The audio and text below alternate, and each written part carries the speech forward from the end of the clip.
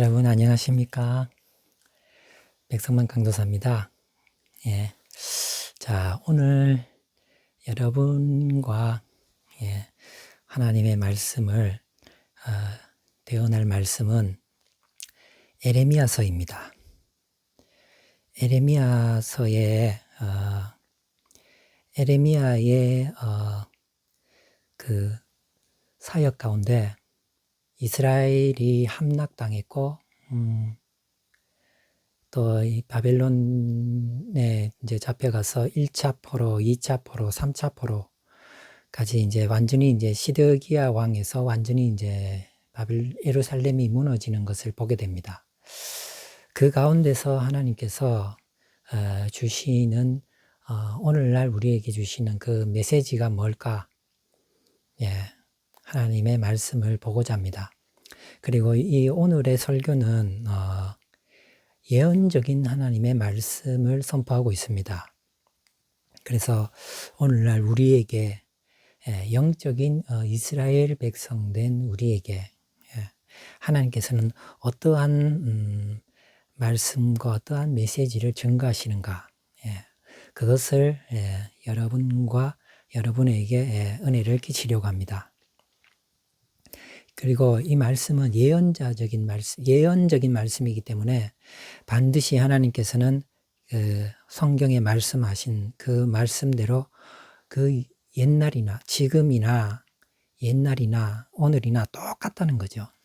하나님께서는 반드시 그 말씀대로 성취하고 그대로 그 말씀대로 오늘날도 그대로 역사하시고 또 앞으로도 반드시 이 말씀대로 이루어지실 겁니다.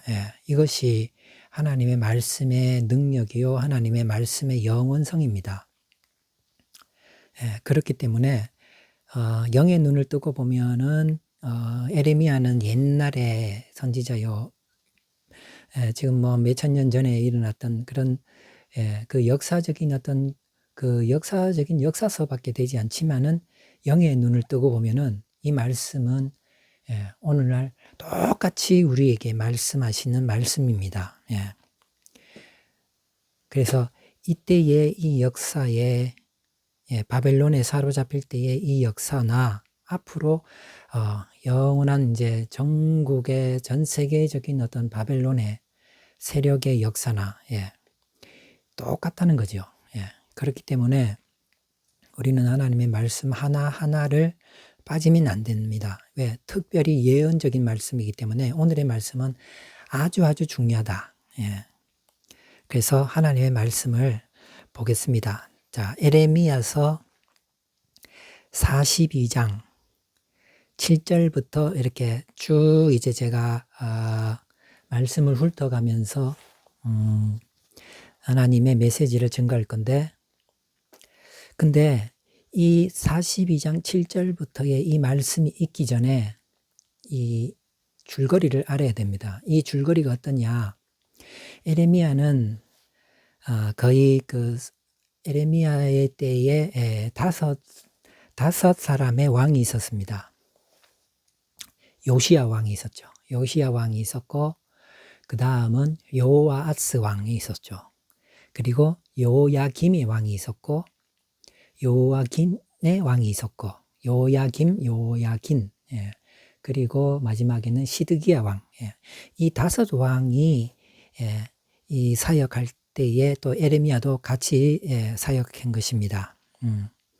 그런데 여기서 이제 점점 타락해서 그 철옹성과 같은 지금까지도 한 번도 넘어지거나 다른 나라에 잡아먹히거나 점령당하지 않았던 예루살렘 성이 요야김 요 세 번째 왕 시대 때에 예루살렘이 함락당합니다. 한 번도 예루살렘이 함락당하지 않았는데 요야김 시대 때에 함락당합니다. 그게 어떤 일입니까? 요야김 시대 때에 하도 우상 숭배를 많이 이제 저지르니까 우상 숭배의 뿌리가 깊어진 거죠. 그런데 요야김 시대 때에 특별히 이 사람은 애굽을 의지했습니다. 애굽을 의지한 날부터 그 철옹성과 같은 그 예루살렘 성이 함락당하기 시작한 것입니다. 그때의 BC 605년경인데 바벨론 왕 느부갓네살이 1차 침략으로 예루살렘이 함락당했습니다. 그런데 그 영적인 하나님의 영적인 영적인 하나님의 그 속내막을 들어보면은 정말 웬만해서는 잡아먹히지 않은 그 예루살렘이 왜 함락당했냐? 그거는 이 왕이 요야김의 그 왕이 애굽을 의지했다는 겁니다. 애굽을 의지한 그날부터 이제는 하나님께서 바빌론의 왕 느부갓네살을 통해서 예루살렘을 이제는 도저히 우상 숭배가 만연해 가지고 안 되겠다 하면서 예루살렘을 점령하도록 하나님께서 명령하신 거죠. 느부갓네살을 들어서. 그래서 애굽을 의지하니까 그래서 오늘날 우리도 똑같습니다. 이것이 예루살렘의 성이 무너졌다는 것은 이스라엘 백성들이 잡아먹혔다는 거거든요. 그러니까 이게 마지막 종말의 이 메시지하고 똑같다는 거죠. 오늘 또 거룩한 새 예루살렘, 우리가 하나님을 바라보고 하나님을 사모하는 하나님에 믿는 하나님의 자녀들도 세상을 의지하면은 잡아먹힌다는 겁니다. 그리고 이때가 예루살렘이 망하기 그러니까 예루살렘이 망할 때니까 이 마지막 때와 똑같습니다. 우리도 지금 마지막 때인데 하나님을 의지하지 않고 세상을 의지하면은 이런 역사가 일어난다는 거죠. 그리고 이 왕은 어떤 왕이냐? 오늘날 우리는 너희는 선택받은 왕 같은 제사장이요 하나님의 거룩한 하나님의 백성들이니 라고 했습니다. 오늘날 예수 그리스도로 인하여서 우리는 다 왕 같은 제사장들입니다. 그래서 개인적으로 보면 요야김이 어리석음으로 인해 가지고 그 나라가 뺏겼지만은 오늘날에는 우리 각자 개인의 왕들, 하나님을 예수 그리스도를 내 구주로 믿고 하나님의 자녀가 된 그 사람들은 다 왕이거든요. 이 왕들이 세상을 의지하면은 이렇게 내 마음의 성전이 뺏긴다는 거죠. 바빌론의 세력에, 그리고 우리 교회의 터전이 뺏긴다는 거예요. 우리 가정의 터전이 먼저 뺏기고 그다음 교회의 터전이 뺏긴다는 거예요. 교회가 세상을 의지하면 교회의 터전이 뺏긴다는 거죠. 그리고 우리 교단이 범죄하면 우리 교단 자체가 뺏긴다는 거예요. 그리고 그런 나라들이 또 하나님을 의지하고 세상을 의지하면은 우리 나라가 바빌론에 넘어가 버린다는 거죠. 그래서 앞으로 이 계시록에 보면은 마지막 시대의 그 계시록에 보면은 바벨론의 세력이 온 나라를 집어삼켰다는 거죠.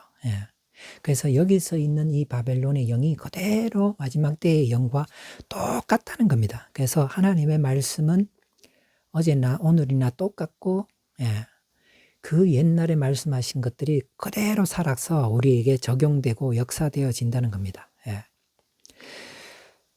자, 그러면 에레미야 42장 7절에 그러면 이 일이 있기 전에 어떠한 일이 있었냐? 그러니까 바벨론이 1차 포로가 되었고 1차 포로가 되어가지고 잡혀갔죠. 그런데 이제 다시 바벨론이 한 유다의 왕을 세웠는데 이제 또 다시 흩어졌던 사람들이 예루살렘으로 모였습니다. 그래서 야, 이거 어떻게 하냐? 우리가 계속 이제 예루살렘에 머물러야 되냐? 아니면은 이제는 또 다시 올 거를 두려워해가지고 우리가 애굽으로 도망가야 되냐? 이 두 개의 마음이 물려가지고 막 서로 갈팡질팡하고 있는 겁니다. 그런 가운데에서 에레미야에게 물어보는 겁니다.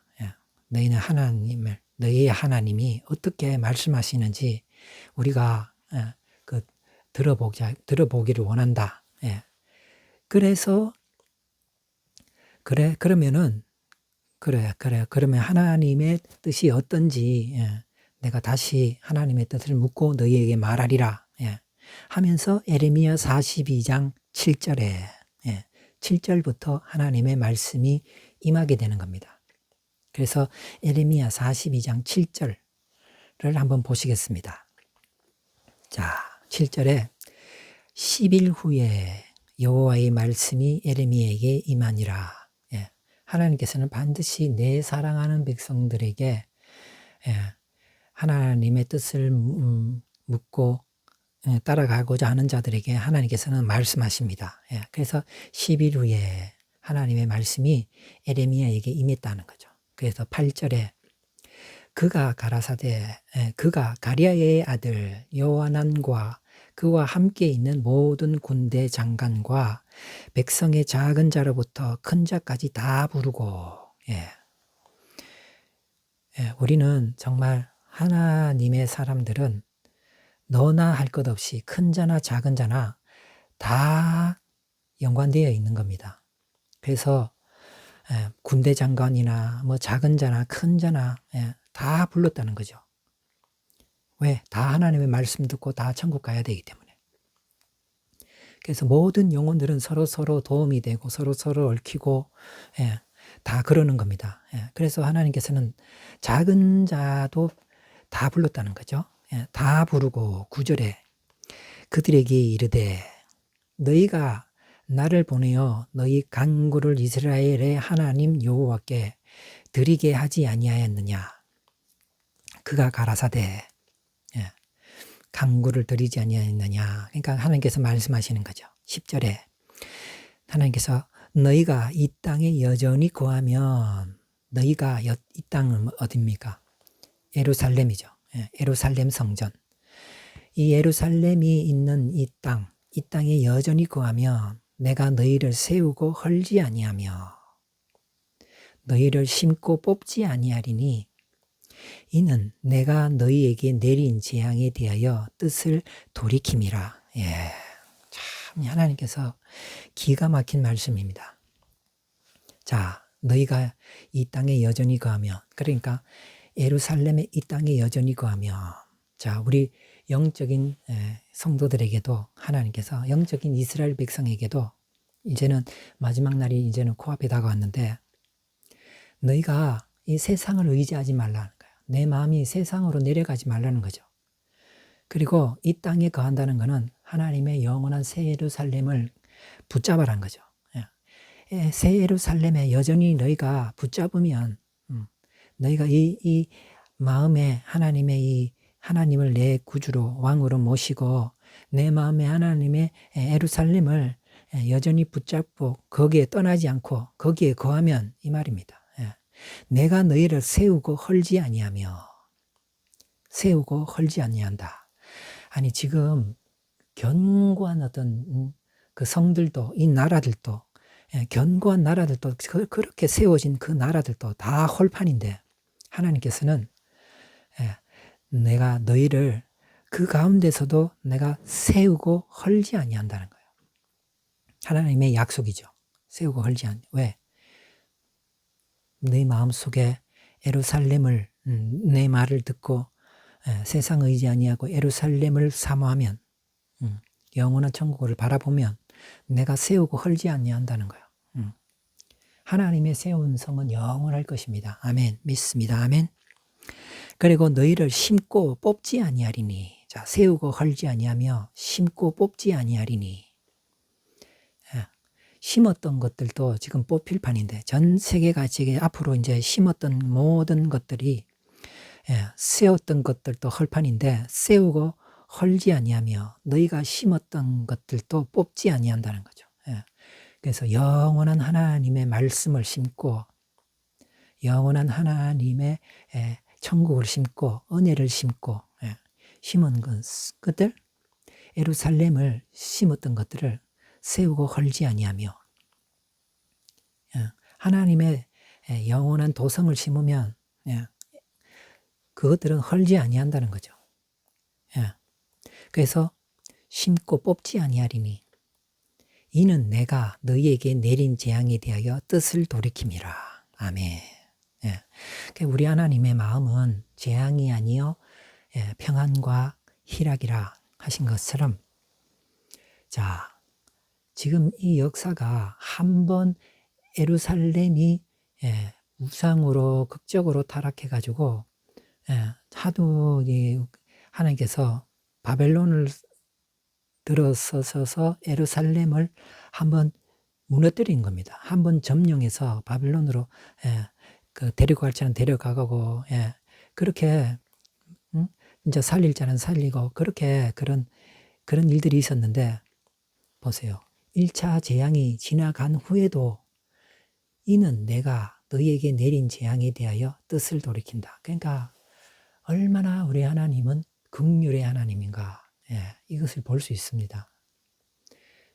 재앙 가운데서도 긍휼을 허락하시는 하나님, 그리고 우리에게 위로와 평안을 주시기를 원하시는 하나님이다.